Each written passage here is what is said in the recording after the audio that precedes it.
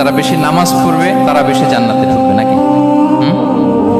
নামাজ পড়তে পড়তে যারা কপাল কালো করে ফেলছে এরা ঢুকবে না? যারা হজ করতে করতে বড় হাজী সাহেব হয়েছে, জিকির করতে করতে হাতে 3-4টা তাসবিহ রেখেছে, তাদের কথা বলা হয়েছে?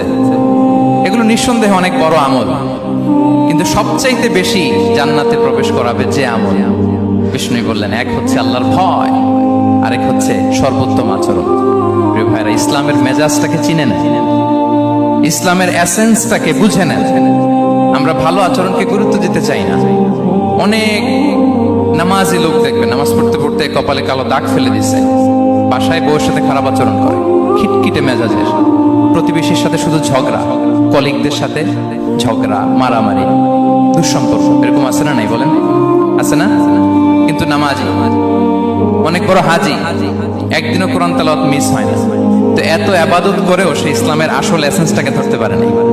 বিষ্ণু বললেন, সবচেয়ে বেশি জান্নাতে প্রবেশ করাবে যে দুটি আমল, একটি হচ্ছে তাকওয়াল্লাহ, আল্লাহর ভয়, আরেকটি হচ্ছে উত্তম আচরণ, সর্বোত্তম আচরণ। তো আমরা যেন উত্তম আচরণের অধিকারী হই, আমার স্ত্রীর সাথে যেন ভালো আচরণ করি, প্রতিবেশীর সাথে যেন ভালো আচরণ করি, ছেলে মেয়েদের সাথে যেন আমাদের অ্যাটিটিউডটা ভালো থাকে, আচরণটা ভালো থাকে, কলিগের সাথে যেন ভালো থাকে। বিশ্বনবীর আচরণ যেমন ছিল তেমন আচরণ যেন আমরা গড়ে তুলতে পারি। আওয়াজ করে পড়ুন আমিন।